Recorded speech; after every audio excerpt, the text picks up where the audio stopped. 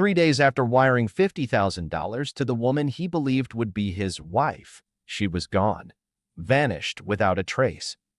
And when her body finally surfaced in the dark waters of Rosewood Lake, a head injury told a story no one expected, and a trail of secrets began to unravel. This is not just a love story gone wrong. It's a case of money, lies, and betrayal so deep it would leave everyone asking, who really killed her? Stay tuned, because the truth is darker than you think. Welcome to True Crime's Altar, where every sin is punished, every betrayal has a cost, and every soul must answer to the truth. Like, comment, and subscribe, because these are the stories the guilty prayed would stay buried. Some debts are paid in money, others are paid in silence. A fisherman's hands trembled as he dialed 911, his eyes fixed on something floating in the weeds of Rosewood Lake. When the dispatcher asked what he saw, his voice cracked. "It's a body." Minutes later, rescue crews pulled the lifeless form of a young woman from the dark water. Her skin was pale, her hair matted against her face, and just above her ear was a blunt mark that suggested this was no ordinary drowning. 3 days earlier, she had been alive, laughing into a phone, telling a man who loved her that their future was finally beginning. She was only 22 years old, admired by thousands online, but the story of how she ended up in that lake was far from glamorous. It began with a man named Devin Carter. At 41, Devin had lived his entire adult life in the shadows of loneliness. He was a systems analyst, smart enough to keep a roof over his head and money in his account, but nights in his small apartment stretched out like a sentence. He could buy takeout, scroll through his phone, even binge movies, but nothing filled the emptiness. Friends from work called him dependable but boring, a man who never seemed to take chances. And in some ways, they were right. He had once believed in love long ago, until it burned him so badly he swore he'd never risk it again. In college, he'd fallen for a woman who called him her safe place, only to leave him for someone flashier. Later, he stood waiting at an altar while whispers of pity swirled behind him, his fiancée gone without explanation. Those humiliations left scars. For years, he threw himself into routine, and when the office lights dimmed and coworkers went home to families, Devin's only company was the glow of his phone screen. Instagram became his escape. Not for memes or trends, but for something he could never say out loud: connection. He lingered on profiles filled with beauty and laughter, wondering what it would feel like to be chosen, to belong. That's where he first saw her. Her name was Lanaya Brooks, just 22 but already living a life that looked untouchable. Slim with striking features, she posted polished images from rooftop restaurants, beaches at sunset, designer clothes clinging perfectly to her frame. Every photo gathered floods of hearts and fire emojis. To most, she was a dream, the kind of woman men admired but never approached. But buried between the glamorous posts were late-night captions hinting at pain. She wrote about being tired of contracts that boxed her in, about people controlling her every move, about wanting freedom. To her millions of followers, those words blended into the background noise of praise, but to Devin they cut through the screen. For months he never commented, only watched. Until one evening, Lanaya posted a raw photo, her hair undone, her eyes shadowed. The caption read, "Still fighting." Devin's fingers hovered before he typed a short reply. No emojis, no charm, just truth. He never expected her to notice. Out of thousands of replies, why would she? But the next day, a notification blinked on his phone. A message from her. "I don't know why, but your comment stood out. You seem different." Devin stared at the words, his chest tight. This was the woman who filled his lonely nights with imagined conversations, and now she was speaking to him privately. He answered carefully, afraid of seeming desperate. "Didn't expect you to notice." "But I meant it," she replied almost instantly. "Most men only call me pretty. You didn't. That's rare." That one exchange bled into hours of messages. By nightfall, they were still talking. She told him about losing her parents, about relying on beauty because she had nothing else to offer, about a manager who dictated every contract and appearance. Devin soaked in her words, picturing her curled somewhere with her phone, finally letting someone see past the perfect photos. The emptiness that had haunted him for years began to lift. Soon their chats became a ritual. Work, dinner, then hours of typing until the sun peeked through his blinds. He carried his phone everywhere, rereading her words between meetings, smiling at his desk. Coworkers whispered that he seemed lighter, like someone carrying a secret joy. For Devin, it wasn't luck, it was destiny. She saw him when others overlooked him, and for the first time since his humiliations, he believed love might still be waiting. One late night, exhausted but elated, he told her the words he never thought he'd say again. "I love you. I want to marry you." He braced for laughter, rejection, disappearance. Instead, she leaned into his words. "If you mean it, show me. Prove it." The request struck him like a weight. She said she needed $50,000, not for luxuries but to free herself from the manager who owned every part of her career. Until then, she wasn't free to belong to him. Devin's stomach knotted. It was nearly everything he had saved. But her messages pressed harder. "Every man promises.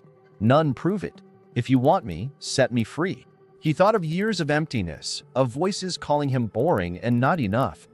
Here was a woman adored by thousands telling him he could be the one to change her life. He tried to reason, but her words folded around him like a net.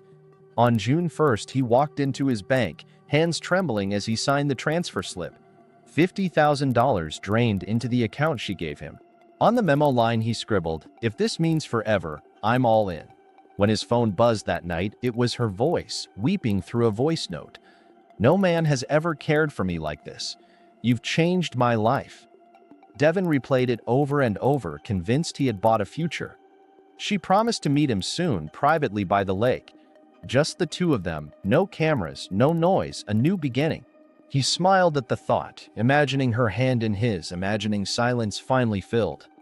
He had no idea that in 3 days he would be the one dialing 911, his future washed away by the same waters that now hid her body. The night before they were supposed to meet, Devin sat in his apartment replaying every moment of the past weeks. He had told no one about the transfer except one person, his colleague, Lionel Hayes. Lionel wasn't just another face in the office. They had shared lunches, swapped jokes about deadlines, and quietly bonded over their mutual bad luck in relationships. Devin thought he could trust him. That evening at work, unable to contain the excitement and the gnawing anxiety, Devin confessed everything. He told Lionel about the comment that started it all, the late-night conversations, the plans to marry, and finally the $50,000 he had wired to set her free. Lionel didn't laugh. He didn't warn him either. He simply leaned back in his chair, eyes steady, and said, "If she's the one, don't waste time. Go to her." His tone was calm, too calm, and it stayed with Devin as he drove home. Something about the way Lionel said it felt more like an instruction than encouragement. Later that night, alone in the dim light of his computer screen, Devin decided to dig into the business Lanaya had mentioned, the brand her manager controlled. She'd called it Brooks Atelier. The name sounded sophisticated, but as he scrolled through filings and records, the picture began to warp. Addresses shifted from city to city, phone numbers rang to dead ends, and some documents were missing basic signatures. He printed each page, stacking them carefully. By the time his printer whirred to a stop, he had a folder thick with proof that something wasn't right. He stared at it, his chest tightening. He told himself he'd bring it to the meeting, just in case. June 4th arrived warm but heavy with clouds. At 8:09 p.m., Devin's car rolled through the gates of Rosewood Lake Marina, the grainy camera catching the reflection of his headlights on wet wood. In his bag sat the folder. On the dock stood Lanaya, her hair tied back, her jacket zipped, her face unreadable in the shadows. He barely noticed the black van pulling into the lot a few spaces away until its headlights died and the sliding door cracked open. A broad-shouldered man in a hoodie stepped out, leaning against the van, his gaze fixed on Devin. He didn't move, didn't speak, just watched. Devin's unease deepened when another figure emerged from the darkness between two sheds. For a heartbeat, Devin couldn't process it. The man he had confided in, the one who'd told him to go through with this, was here, walking toward him. His stomach dropped. In that instant, Devin understood it was a setup. He turned to Lanaya, searching for denial, for a plea, for anything, but she couldn't meet his eyes. Rage burned through the shock. Devin yanked the folder from his bag, holding it out. I know Brooks' atelier is fake. The records don't match. I came here to ask why, but now I see. This was never about love. Lionel's face didn't shift. You made it easy. Lonely man chasing a dream. You wanted to believe. Devin's voice shook with fury. I trusted you. I gave everything. Lania's tears spilled, but when she took a small step toward him, Lionel's hand clamped around her arm. He surfaced thrashing, coughing, shouting, "Help me!" His arms slapped the water, eyes locked on the three figures above. Lania took a step forward, panic in her voice. "Get him out!" she cried. The broad-shouldered man by the van didn't move. Devin clawed for the dock, his fingers brushing the planks, but each attempt dragged him lower. His cries weakened to sputters, his head bobbing under, his body shaking from the cold. In his last moments, his eyes found Lania's, wide and pleading, but she didn't break free. With one final gasp, his hand slipped beneath the surface. The ripples smoothed. The night went still. 3 days later, her body would surface in the same lake. This time, she would be the one with the head wound, her story tangled in the same net of betrayal that had pulled him under. By the time the sun rose on June 5th, Rosewood Lake looked like it always had. Still, cold and quietly beautiful to anyone who didn't know it had just swallowed a manhole the night before. There was no police tape fluttering in the wind, no flashing lights, no shouts. Only the faint hum of boat motors far in the distance and the occasional slap of water against the dock. Devin Carter was gone, and the three people who had stood over him as he begged for his life had walked away into the night, leaving nothing behind but a car in the parking lot and a scattering of damp papers that would be gone with the morning breeze. Somewhere across town, Lionel Hayes sipped coffee at his kitchen table like nothing had happened. He had known Devin for 6 years, sat beside him at work, listened to his stories about heartbreak and disappointment. He had studied his patterns, how he went home alone, how his phone was his only lifeline to the outside world, how badly he wanted someone to tell him he was enough. Lionel had weaponized that knowledge. But on that morning, he didn't think about what Devin had been to him. He thought about the money, $50,000 already split 3 ways. His cut would hit his account within hours. Lania Brooks didn't sleep that night. She lay in her apartment, still smelling the lake on her skin, her mind looping back to Devin's face as he disappeared beneath the water. She told herself she hadn't meant for it to happen, that she was supposed to meet him, take the cash as part of the plan, and walk away. But in her chest was the weight of his voice, raw, panicked, pleading. She had told herself for years that what she did to survive didn't make her a bad person. That charm and beauty were her only tools in a world where she had been left with nothing. But survival had never looked like this before. Cade Marshall, the silent enforcer who had leaned against the black van that night, didn't wrestle with guilt.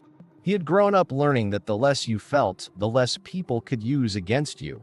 To Cade, Devin was just another mark, someone who would have been forgotten in a month if he hadn't started digging. That folder Devin brought to the lake wasn't just paper, it was a threat. Cade had been in the game long enough to know that when a target got too close to the truth, they stopped being a source of money and started being a liability. And liabilities had to be removed. Cade was family to Lania in the loosest sense. Her mother's cousin's son, the one who showed up only when trouble was brewing and left just as quietly. He had been the one to introduce her to Lionel, the one to suggest that targeting someone like Devin was easy money. The three of them had run smaller plays before shortcons that left men a few hundred lighter and maybe a little humiliated, but never this deep, never this dangerous. $50,000 had changed the scale of everything. On June 6th, 2 days after Devin vanished, Rosewood Lake was restless. Wind pressed waves against the reeds at the far edge, and that's where a fisherman spotted something tangled. At first he thought it was debris, but as his boat drifted closer, the shape resolved into something human. He cursed under his breath and yanked out his phone. Minutes later, sirens wailed faintly in the distance before swelling louder.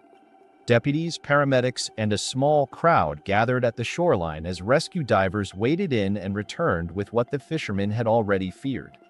A young woman. Black hair plastered to her face, her skin pale, her lips tinged blue. She wore a fitted black jacket and jeans, but one sleeve was torn and her left shoe was gone.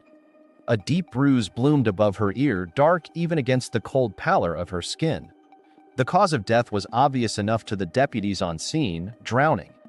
But the injury told them she hadn't just slipped. Someone had made sure she wouldn't swim back. Within hours, word spread that the body was Lanaya Brooks, the same Lanaya whose social media was a highlight reel of expensive dinners and vacations. The same woman hundreds of men messaged daily, imagining they might win her attention. But the version of her pulled from the water was far from the perfect image on their screens. Detectives were careful with what they released to the public. Officially, they said only that her death was suspicious. Unofficially, they had more questions than answers. How did a woman with thousands of online admirers end up dead in a lake? Who was she with last? And what was she doing anywhere near the place where, according to the marina's security log, Devin Carter's car had been found abandoned 2 nights earlier? At Arcadia Solutions, where Devin and Lionel worked, whispers swirled when Devin didn't show up. He was steady, predictable, never one to miss a day without calling in. By the afternoon of the 6th, HR had called his sister, who hadn't heard from him in days. It was only a matter of time before someone connected his disappearance to the news about the body in the lake. When detectives visited the office, they started with the basics. Who had seen Devin last? Did he have any reason to harm himself? Did he seem upset? Lionel sat across from them, his face carefully arranged into concern. He'd been talking to someone new, he said, lowering his voice as though it were a private admission. I thought maybe he'd found love. He didn't mention that he knew exactly who the woman was or that she was the one now lying in the morgue. He didn't mention the money. But as the detectives left, he watched them with the kind of stillness that only comes from knowing exactly what they were about to uncover. Because somewhere, maybe already in the evidence room, was the paper trail Devin had left behind. And once they followed it, all 3 of their names would be waiting at the end.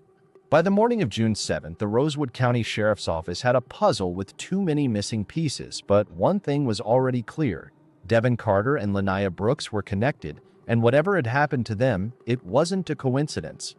Detectives started with Devin's bank records, combing through months of transactions until June 1st lit up the screen. A wire transfer for $50,000. Not to a family member, not to a business partner, but to an unfamiliar company name, Brooks Atelier LLC. The account was registered in Lanaya's name. The more they dug, the stranger it became. The company paperwork was sloppy, addresses didn't match, filings were incomplete, and phone numbers were dead. It was enough to push them toward her digital footprint. What they found cracked the case open. Instagram messages between Devin and Lanaya told the story of a whirlwind online romance. She'd called him her safe place, promised to meet him, and convinced him to send the money to set her free from a controlling manager. The last messages showed her arranging to meet him at Rosewood Lake on the night he disappeared. It was enough to bring in her known associates for questioning, but Lanaya was dead, and the people closest to her weren't in any hurry to cooperate. Cade Marshall was the first name to surface. The black van spotted in marina surveillance footage on June 4th was registered to him. When detectives knocked on his door, he answered shirtless, leaning casually against the frame like the news of Lanaya's death was barely worth a shrug. I don't know nothing about that, he said flatly, but when pressed about the van being at the marina, his jaw tightened. He claimed he was meeting someone else there. No name, no details. They let him stew for a day while they worked another angle, Lionel Hayes. When they called him back in, he wore the same calm mask he'd had during their first visit. He claimed to know Lanaya only through Devin, said he'd heard about her for the first time weeks ago. But his phone records told a different story. Multiple calls and texts between him and Lanaya in the days leading up to the lake meeting. One of those texts, sent from Lionel to Cade at 8:47 p.m. on June 4th, made the detectives pause. No ER, no cops. Just leave. The timestamp was minutes after Devin was last seen alive. Now the picture was sharpening. They had the money transfer. They had proof Lionel and Cade were in contact with Lanaya. They had all 3 at the lake on the night Devin disappeared and likely died. The question was why Lanaya herself had ended up in the water 2 days later.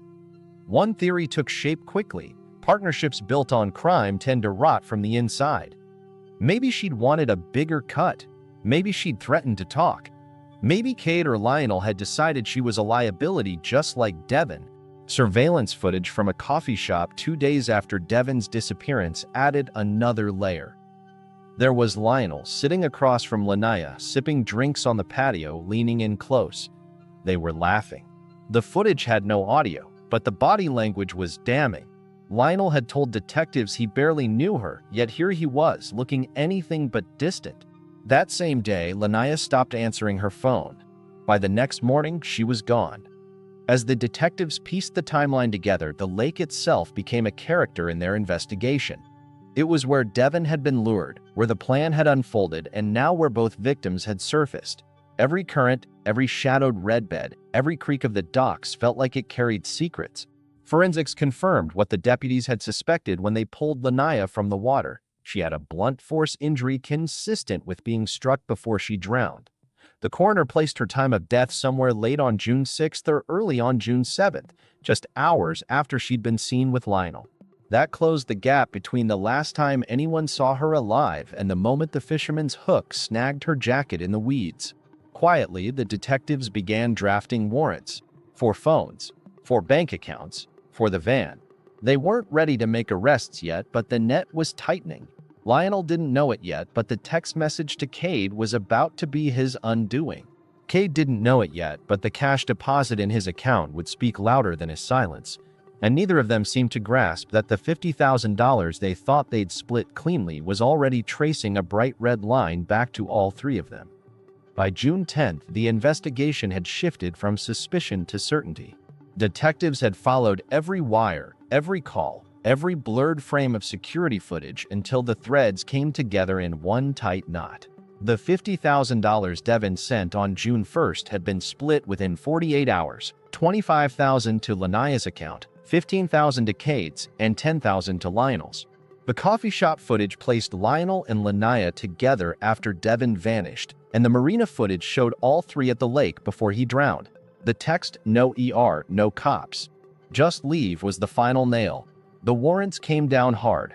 Lanaya was already gone, but Cade and Lionel were taken in within hours of each other. Cade tried to hold his silence, leaning back in the interview chair, eyes flat. But the evidence was too heavy, and eventually he admitted what detectives already suspected. He, Lionel, and Lanaya had been running online romance scams for years. Lonely men were the marks, Lanaya was the bait, Lionel was the inside man who found targets and fed her the details to play the perfect role, and Cade was there to make sure the mark stayed compliant or silent. Devin had been easy, trusting, eager, desperate for someone to see him. The plan was to get the money and disappear. But when he started digging into Brooks' atelier and brought that folder to the lake, the risk shifted. Cade said Devin wasn't supposed to go in the water, but admitted nobody moved to stop it. As for Lanaya's death, Cade's voice cooled even more. He claimed Lionel decided she had to go after an argument over her share. Lionel denied it, saying they parted ways after coffee. But the coroner's report, the timeline, and the van's GPS showing it parked near the east shore of the lake the night she vanished told the story without his help. The trial opened to a packed courtroom. Prosecutors painted the picture of betrayal in its rawest form, a man and a woman dead, not because of a random act of violence, but because the people they trusted most saw them as nothing more than dollar signs. The jury watched the bank records appear on the screens, saw the footage of Devin's car pulling into the marina, the van arriving after, and Lionel walking out of the shadows. They saw the coffee shop meeting, the laughter, and the timestamp that matched the moment Devin's sister was filing a missing person report. And they heard the text read aloud, the silence in the room broken only by the click of the judge's pen. In closing, the prosecutor didn't need theatrics. They let Devin's own words from a recovered voicemail play for the jury. "If this is a setup, don't do this. I loved you like a friend." It hung in the air like a ghost. The verdict came after a single day of deliberation. Lionel Hayes was found guilty of second-degree murder, conspiracy to commit fraud, and wire fraud, sentenced to 32 years. Cade Marshall was found guilty of manslaughter and fraud, sentenced to 19. Neither looked at each other as they were led away. For Devin's family, the sentences were a hollow victory. His sister stood in court and said, My brother just wanted someone to love him, and the people he trusted most left him to die. For Lanaya's family, the pain was doubled. They'd lost her to the same greed she'd helped to feed. This case became a warning whispered in online forums and over coffee shop tables, a reminder that the people who say they see you might be looking only at what they can take from you. If you were in Devon's shoes, or even in Lanaya's last days, what would you have done differently? Do you think Lionel planned to silence her from the beginning? Drop your thoughts in the comments below. And before you go, don't forget to like this video, subscribe to the channel, hit that notification bell so you never miss a story like this, and tell us where in the world you're watching from.